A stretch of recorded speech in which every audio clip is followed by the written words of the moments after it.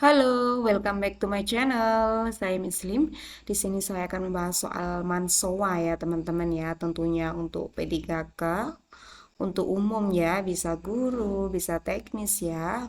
Untuk tes 2025, jangan lupa yang belum subscribe ya teman-teman ya agar tidak ketinggalan pembahasan soal ya teman-teman ya. Untuk tes 2025, saya doakan kalian semua yang mengikuti tes 2025 semoga dilancarkan, dimudahkan dan lulus. Amin. Allahumma amin. Soal yang pertama, apa yang memotivasi Anda untuk bergabung sebagai P3K dan bagaimana Anda akan menjaga semangat kerja dalam jangka panjang? A. Saya ingin mendapatkan pekerjaan yang stabil dan akan menjalankan tugas saya sesuai dengan arahan. B. Saya ingin bekerja di kantor publik dan akan menyesuaikan diri dengan lingkungan kerja yang ada. C. Saya melihat P3K sebagai peluang karir yang baik dan akan mengikuti aturan yang berlaku. D. Saya memiliki semangat berkontribusi bagi masyarakat dan akan terus belajar meningkatkan kompetensi. Oke ya teman-teman, di sini ada pertanyaan, apa yang memotivasi Anda untuk bergabung sebagai P3K? Untuk opsi yang A, saya ingin mendapatkan pekerjaan yang stabil saja ya teman-teman ya, di sini ya disebutkan ya. Hanya yang stabil saja ya teman-teman ya, dan akan menjalankan tugas saya sesuai dengan arahan ya teman-teman, hanya dengan arahan saja ya. Untuk opsi A kurang efektif ya teman-teman ya, kita skip saja. Untuk opsi yang B, saya ingin bekerja di sektor publik dan akan menyesuaikan diri dengan lingkungan kerja yang ada. Di sini hanya ingin bekerja di sektor publik ya teman-teman ya, tanpa ada memiliki semangat berkontribusi bagi masyarakat ya teman-teman ya, hanya di sektor publik dan hanya menyesuaikan diri ya teman-teman ya, hanya menyesuaikan diri saja. Skip saja untuk opsi yang B. Untuk opsi yang C, saya melihat P3K sebagai peluang karir. Saya hanya melihat P3K sebagai peluang karir yang baik saja ya teman-teman ya, dan akan mengikuti aturan yang berlaku. Iya, boleh saja kita itu harus mengikuti aturan yang berlaku ya teman-teman ya. Tapi tidak hanya melihat karirnya saja ya teman-teman, kita harus semangat berkontribusi ya teman-teman ya. Untuk opsi yang D, untuk opsi yang C kita skip saja ya teman-teman. Untuk yang D, saya memiliki semangat berkontribusi bagi masyarakat dan akan terus belajar meningkatkan kompetensi. Iya, ini bagus sekali ya teman-teman untuk opsi yang D, karena di sini apa yang memotivasi Anda untuk bergabung sebagai P3K ya teman-teman ya. Eh, dan bagaimana Anda akan menjaga semangat kerja ya teman-teman dalam jangka panjang. Oke. Untuk opsi yang paling tepat itu adalah opsi yang D ya teman-teman ya. Saya memiliki semangat berkontribusi bagi masyarakat dan akan terus belajar meningkatkan kompetensi. Nah, itu ya teman-teman ya, karena kita sebagai P3K ya. Oke. Jadi opsi yang paling tepat itu adalah yang D ya teman-teman. Soal kedua, jika Anda diterima sebagai pegawai pemerintah dengan perjanjian kerja P3K, apa yang akan Anda lakukan dalam 1 tahun pertama untuk memberikan kontribusi maksimal bagi instansi Anda? A. Menjalankan tugas sesuai aturan dan memastikan semua pekerjaan selesai tepat waktu. Opsi yang B, beradaptasi, memahami tugas secara mendalam, serta aktif berkontribusi dalam tim. C. Mengamati sistem kerja yang ada terlebih dahulu sebelum memberikan kontribusi yang lebih besar. D. Fokus pada tugas utama tanpa terlibat terlalu banyak dalam hal di luar tanggung jawab saya. Oke ya teman-teman ya, di sini kita itu diterima sebagai pegawai P3K ya. Yang harus dilakukan pada tahun pertama apa ya teman-teman ya, kita sudah bekerja selama 1 tahun, apa yang kita berikan kepada instansi ya, kontribusi apa yang kita berikan? A. Menjalankan tugas sesuai aturan dan memastikan semua pekerjaan selesai tepat waktu ini harus ya teman-teman ya. Untuk opsi yang A itu harus ya. Untuk yang B, beradaptasi, memahami tugas secara mendalam, serta aktif berkontribusi dalam tim. Beradaptasi. Untuk yang C, mengamati sistem kerja yang ada terlebih dahulu sebelum memberikan kontribusi yang lebih besar. D, fokus pada tugas utama tanpa terlibat terlalu panjang dalam hal di luar tanggung jawab saya. Oke ya teman-teman ya, jawabannya yang paling tepat adalah yang Yang B ya teman-teman ya, karena di sini kita itu beradaptasi ya. Yang pertama kita beradaptasi, habis itu memahami tugas secara mendalam serta aktif berkontribusi dalam tim. Oke, jawabannya paling tepat adalah yang B ya teman-teman ya. Soal ketiga, Anda memiliki jadwal kerja yang padat, sementara keluarga mengharapkan Anda untuk hadir dalam acara penting. Bagaimana Anda menyikapinya? A. Memprioritaskan pekerjaan karena tanggung jawab profesional lebih utama. Bagus ya teman-teman ya, memprioritaskan pekerjaan karena tanggung jawab profesional lebih lama. Tapi di sini Anda itu punya keluarga ya, sementara keluarga mengharapkan Anda untuk hadir dalam acara penting ya. Yang B, berusaha mengatur waktu agar bisa menghadiri acara tanpa mengabaikan pekerjaan. Bagus ya teman-teman ya, jadi seimbang ya. Pekerjaan oke, keluarga oke ya teman-teman ya. Untuk yang C, meminta keluarga memahami situasi Anda dan menjelaskan alasan ketidakhadiran. Berarti ini hanya memprioritaskan pekerjaan ya teman-teman ya. Kita skip saja untuk opsi yang C. Untuk opsi yang D, tetap bekerja dan menggantinya dengan waktu berkualitas bersama keluarga di lain kesempatan ya. Jadi di sini hanya memprioritaskan pekerjaan saja ya teman-teman ya.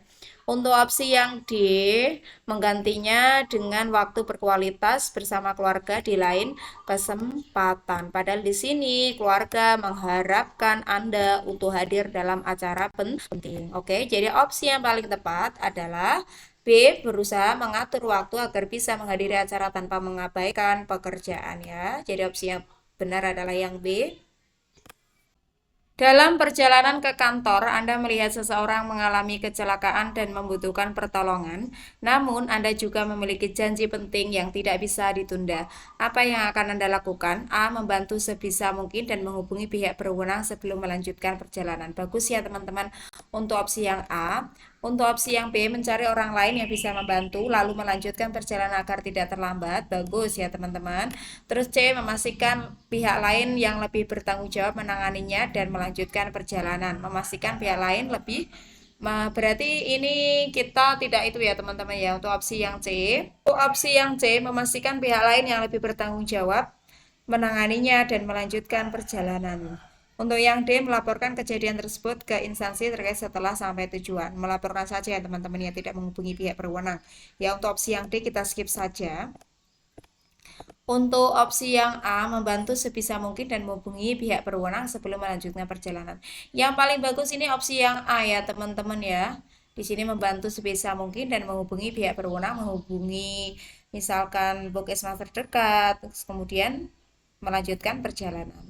Untuk opsi yang B, kenapa tidak opsi yang B ya teman-teman? Karena di sini mencari orang lain ya, bukan menghubungi pihak berwenang ya teman-teman ya. Jadi jawaban yang paling tepat adalah yang A ya teman-teman ya.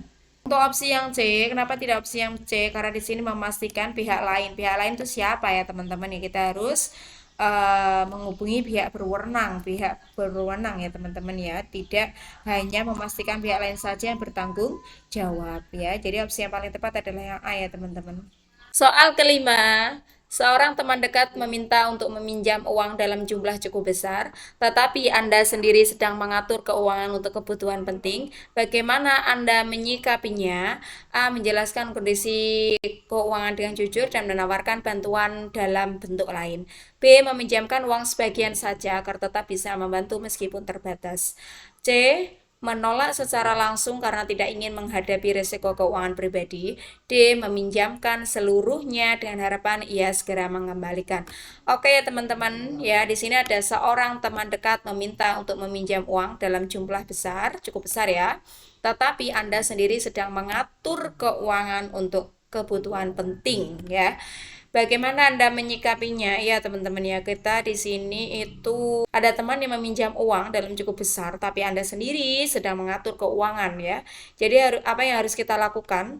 A. Menjelaskan kondisi keuangan dengan jujur dan menawarkan bantuan dalam bentuk lain. Bagus ya teman-teman ya untuk opsi yang A. Untuk yang B, meminjamkan uang sebagian saja agar tetap bisa membantu meskipun terbatas. Jangan ya teman-teman ya, hanya meskipun terbatas. Kita skip saja untuk opsi yang B, untuk opsi yang C, menolak secara langsung karena tidak ingin menghadapi resiko keuangan pribadi. Kalau kita di sini ada menolak langsung, secara langsung, itu kita skip saja ya. Untuk opsi yang C. Untuk D, meminjamkan seluruhnya dengan harapan ia segera mengembalikan. Jangan ya teman-teman ya, kita itu juga harus mikir diri sendiri ya teman-teman ya. Oke, untuk opsi yang D, kita skip saja ya. Jadi jawabannya paling tepat adalah jawaban yang A. Soal keenam, Anda baru saja pindah ke lingkungan baru dan menyadari bahwa salah satu tetangga sering mengadakan acara hingga larut malam yang mengganggu kenyamanan warga sekitar. Bagaimana Anda menyikapinya? A. Mengajak warga lain untuk bersama-sama menegur agar ia lebih memahami norma lingkungan. B. Menyampaikan keberatan secara langsung secara sopan dengan harapan ia memahami dampaknya. C. Mencari tahu alasan kebiasaannya sebelum memutuskan tindakan yang tepat. D. Beradaptasi dengan tetangga dan membiarkannya karena tidak ingin membuat konflik. Tidak ingin memulai konflik.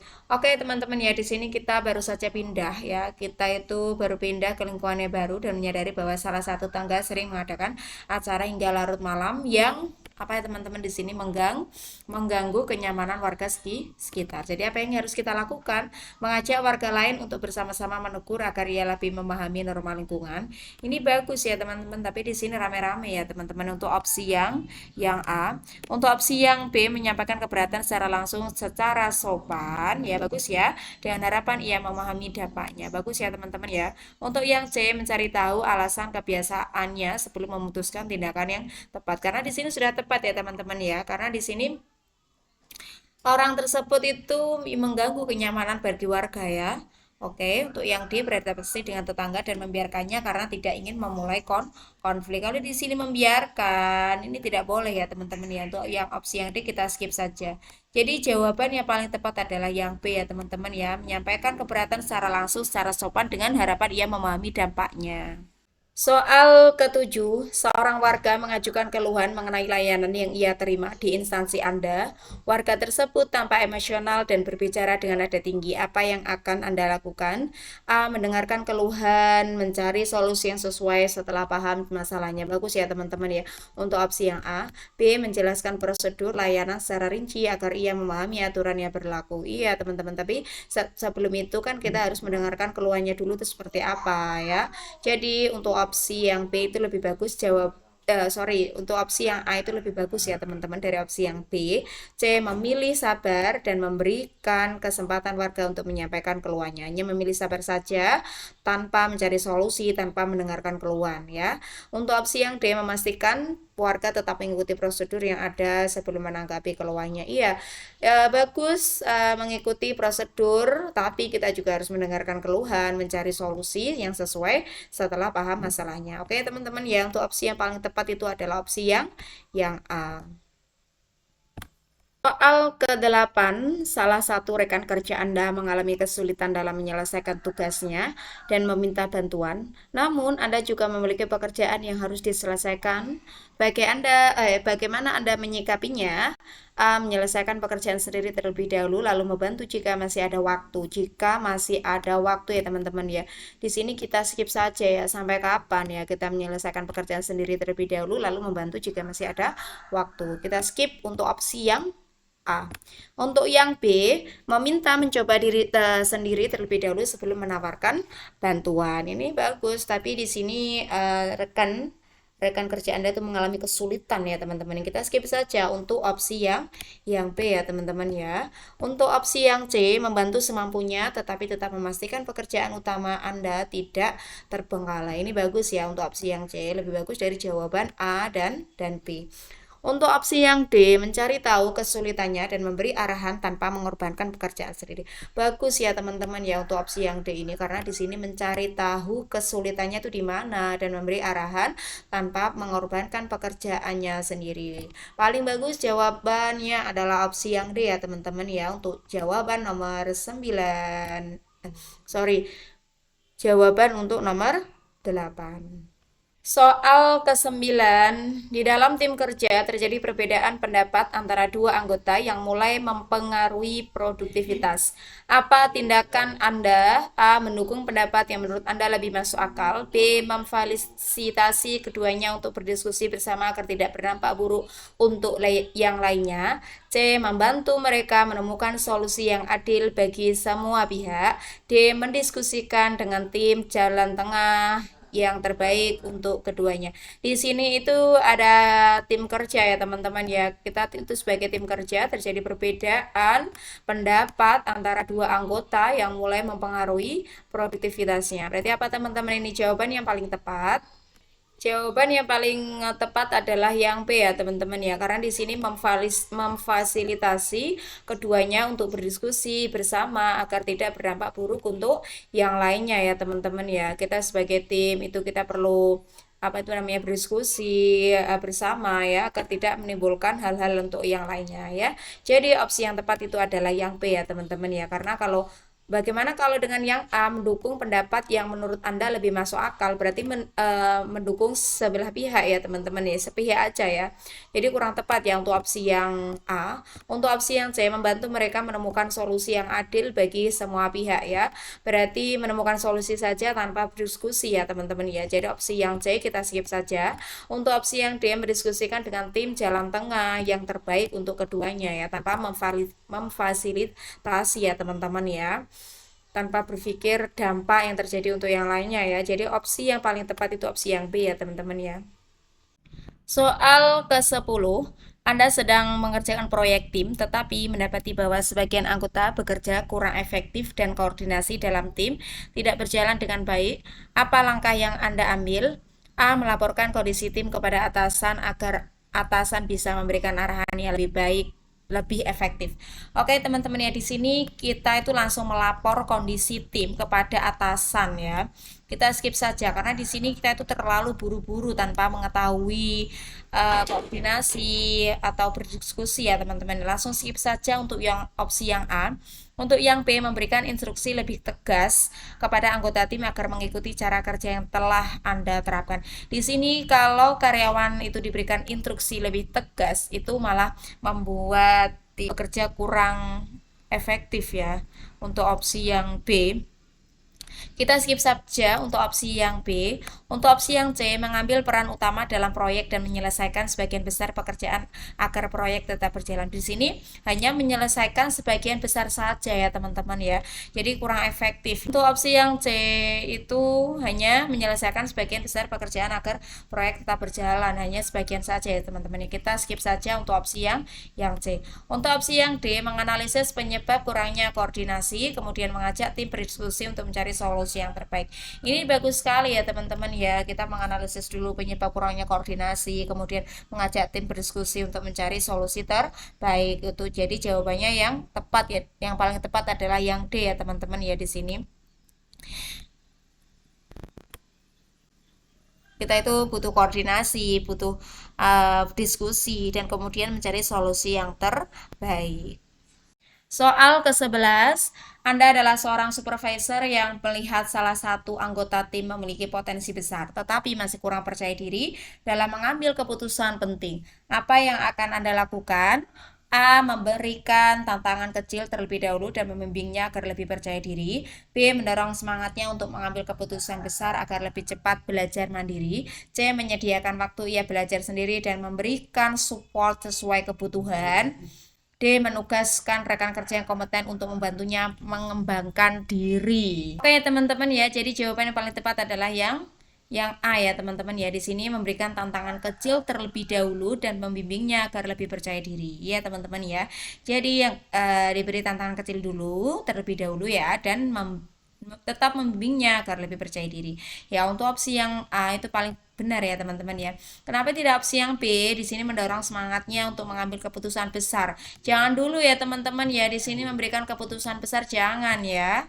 Oke, kita skip saja untuk opsi yang B. Untuk yang C, menyediakan waktu ia belajar sendiri dan memberikan support sesuai kebutuhan tanpa memberikan tantangan ya teman-teman, hanya menyediakan waktu.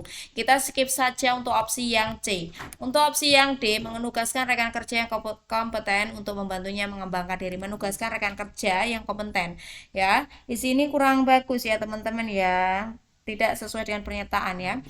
Jadi jawaban yang paling tepat adalah yang A ya teman-teman untuk soal nomor 11. Soal ke-12, Anda sedang memimpin rapat tim untuk membahas proyek baru. Salah satu anggota tim sering menyela pembicaraan dan mendominasi diskusi, sehingga anggota lain kesulitan untuk menyampaikan pendapat mereka. Apa yang akan Anda lakukan? A. Memberi kesempatan ia berbicara karena mungkin memiliki ide yang bagus untuk proyek. B. Menegurnya karena agar tidak mengulangi kesalahan dan mempersilahkan anggota lain menyampaikan ide. C. Menghentikan pembicaraannya dengan sopan dan memberi kesempatan pada yang lain untuk berbicara. D. Meminta anggota lain menyampaikan pendapat setelah ia menyampaikan pendapat. Oke teman-teman ya. Jadi jawaban yang paling tepat itu apa ya teman-teman ya? Karena di sini itu ada anggota tim sedang rapat ya teman-teman ya, sedang rapat membahas proyek baru. Salah satu anggota tim sering menyela pembicaraan dan mendominasi diskusi, sehingga anggota lain kesulitan untuk menyampaikan pendapat mereka. Jadi apa yang akan Anda lakukan? Untuk yang A, memberi kesempatan ia berbicara karena mungkin memiliki ide yang bagus untuk proyek. Tapi di sini dia itu menyela ya teman-teman ya. Kita skip saja untuk opsi yang A. Untuk opsi yang B, menegurnya agar tidak mengulangi kesalahan dan mempersilahkan anggota lain menyampaikan ide. Menegurnya teman-teman ya. Kurang tepat ya teman-teman ya, karena di sini adalah rapat ya. Untuk opsi yang B kita skip saja. Untuk opsi yang C, menghentikan pembicaraan dengan sopan dan memberi kesempatan pada lain untuk berbicara. Ya teman-teman ya, kita harus menghentikan pembicaraan dengan sopan ya, dan memberi kesempatan pada yang lain untuk berbicara. Ini bagus sekali ya teman-teman untuk opsi yang C. Untuk opsi yang D, meminta anggota lain menyampaikan pendapat setelah ia menyampaikan pendapat ya teman-teman. Kurang bagus ya teman-teman untuk opsi yang D. Untuk opsi yang C, untuk jawaban yang paling tepat itu adalah yang C ya teman-teman ya.